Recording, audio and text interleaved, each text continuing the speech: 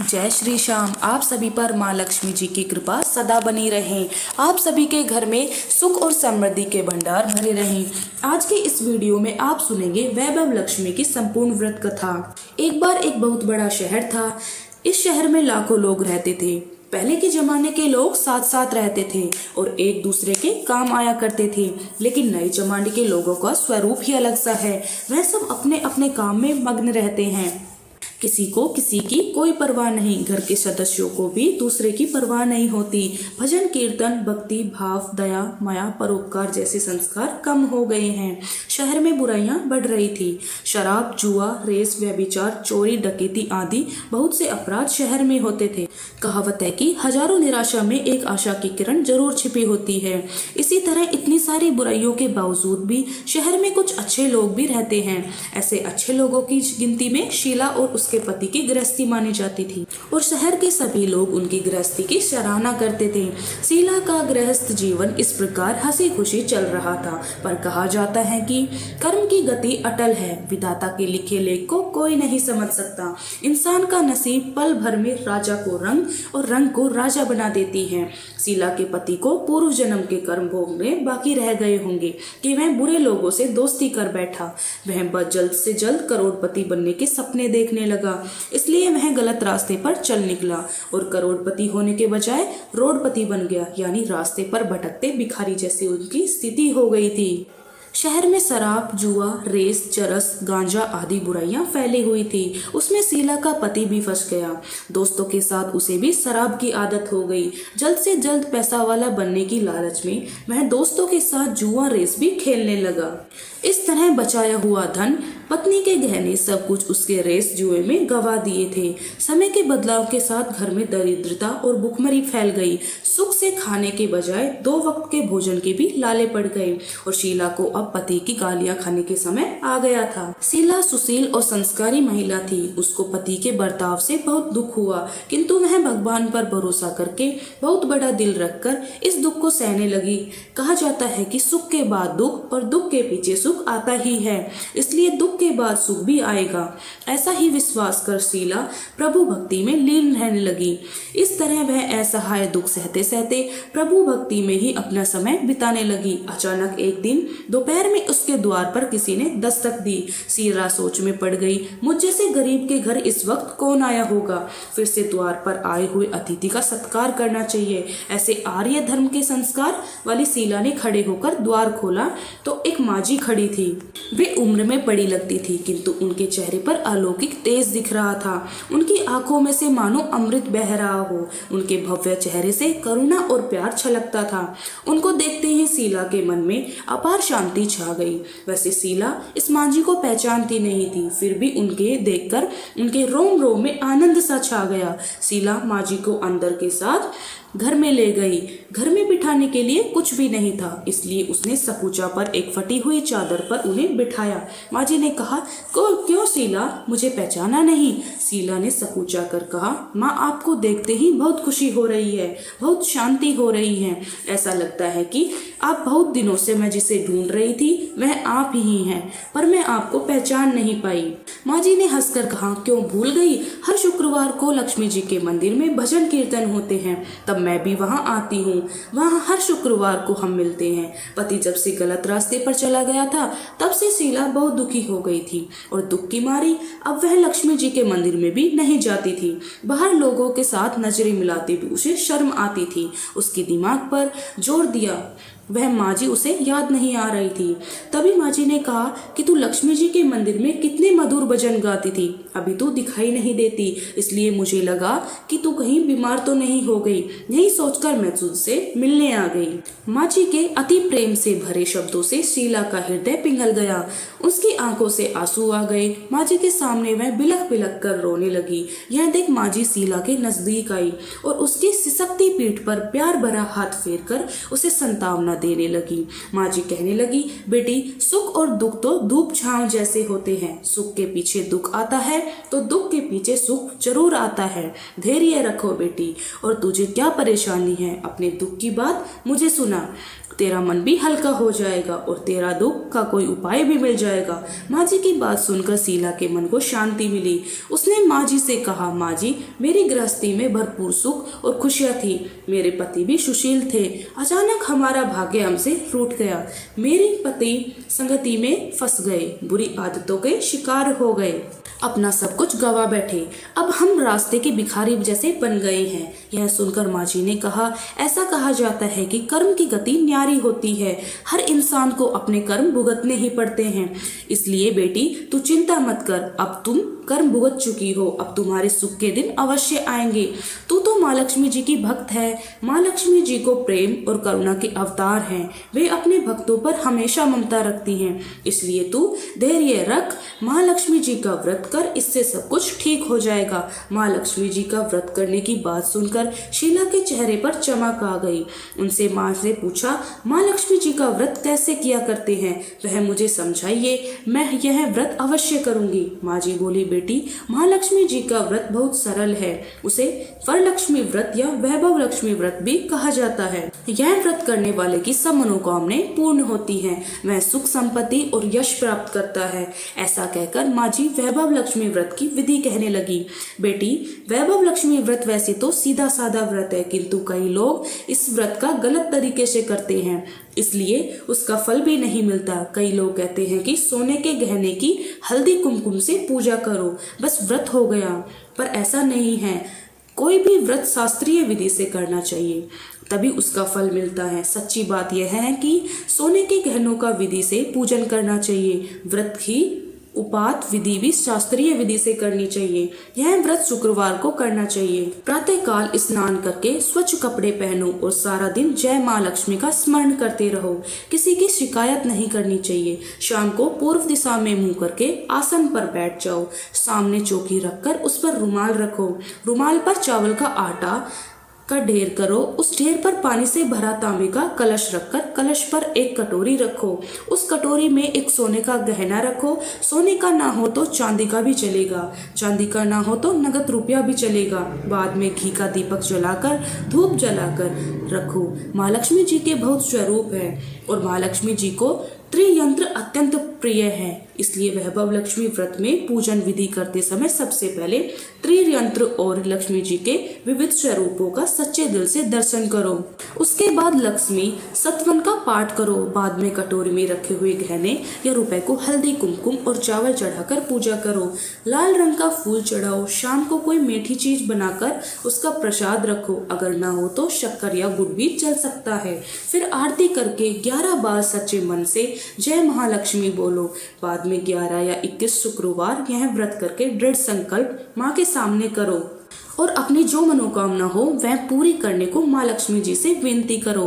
फिर माँ का प्रसाद बांट दो और थोड़ा प्रसाद अपने लिए रख लो। अगर आप में शक्ति हो तो सारा दिन उपवास रखो और सिर्फ प्रसाद खाकर शुक्रवार का व्रत करो। यदि शक्ति ना हो तो एक बार शाम को प्रसाद ग्रहण करते समय भोजन कर लो। अगर थोड़ी भी शक्ति ना हो तो 2 बार भोजन भी कर सकते हो। बाद में कटोरी में रखा गहना या रुपया ले लो।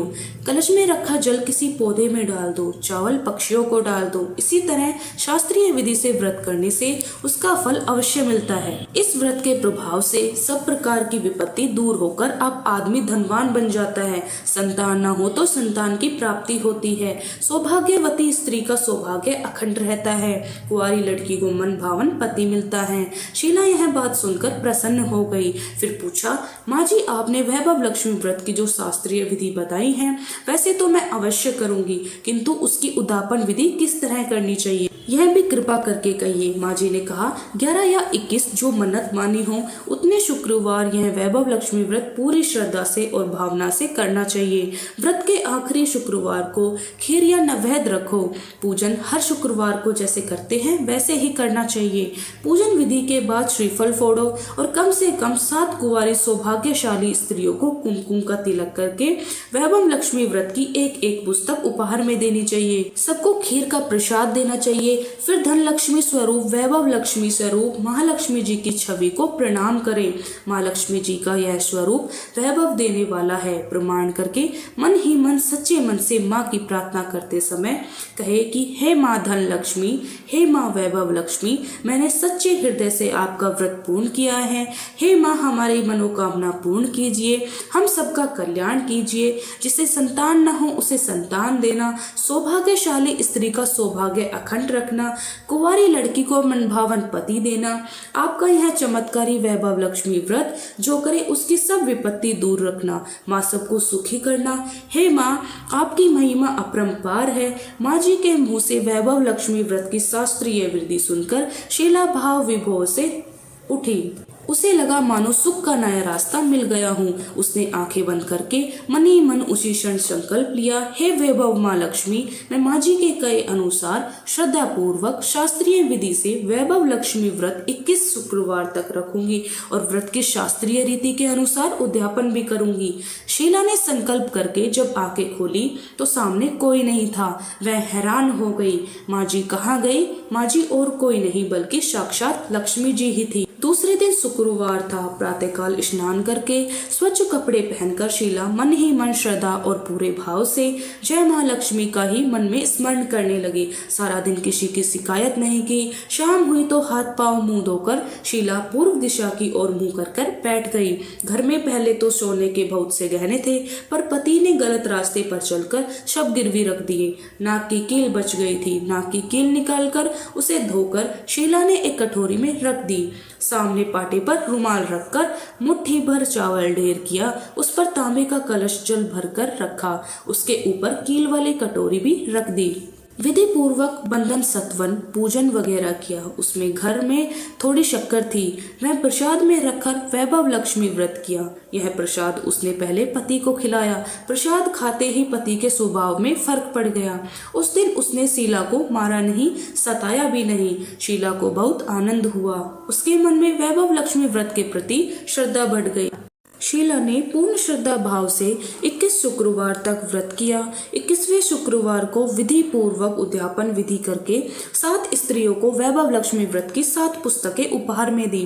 फिर माता जी के धन लक्ष्मी स्वरूप की छवि को वंदन करके भाव से मन ही मन प्रार्थना करने लगी, हे माँ धन लक्ष्मी, मैंने आपका वैभव लक्ष्मी व्रत करने की मन्नत मांगी थी, वह व्रत आज पूर्ण किया है। हे माँ मेरी हर विपत्ति को दूर करो, हम सबका कल्याण करो। जिसे संतान न हो उसे संतान दे, सौभाग्य स्त्री का सौभाग्य अखंड रखना, कुंवारी लड़की को मन भावन पति देना। जो कोई आपका यह चमत्कारी वैभव लक्ष्मी व्रत करे उसके सब विपत्ति दूर करना, सबको सुखी करना। हे माँ आपकी महिमा अपार है।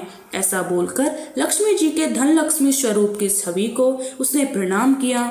इस तरह शास्त्रीय विधि से शीला ने व्रत किया और तुरंत ही उसे उसका फल भी मिला।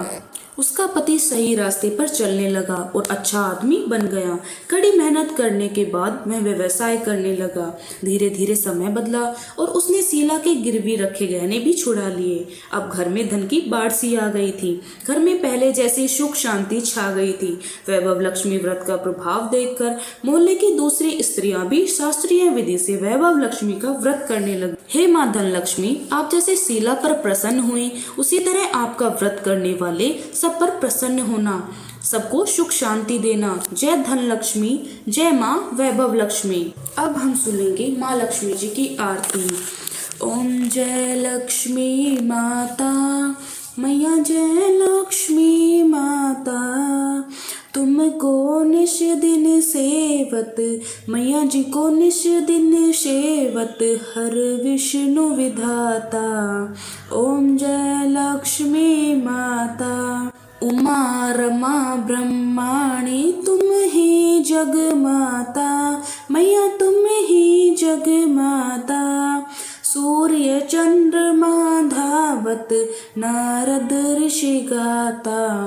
ओम जय लक्ष्मी माता, दुर्गा रूप निरंजनी, सुख संपत्ति दाता, मैया सुख संपत्ति दाता। जो कोई तुमको ध्यावे रिद्धि सिद्धि धन पाता। ओम जय लक्ष्मी माता। तुम पाताल निवासन, तुम ही शुभ दाता। मैया तुम ही शुभ दाता। कर्म प्रभाव प्रकाशिनी, भवनिधि की त्राता। ओम जय लक्ष्मी माता। जिस घर तुम रहती सब सद्गुण आता। मैया सब सद्गुण आता। सब संभव हो जाता, मन नहीं घबराता। ओम जय लक्ष्मी माता। तुम बिन यज्ञ न होवे, वस्त्र न कोई पाता। मैया वस्त्र न कोई पाता। खान पान का वैभव, खान पान का वैभव सब तुमसे आता। ओम जय लक्ष्मी माता। शुभ गुण मंदिर सुंदर, शीरुधि जाता। मैया शीरुधि जाता। रतन चतुर्दश तुम बिन कोई नहीं पाता। ओम जय लक्ष्मी माता।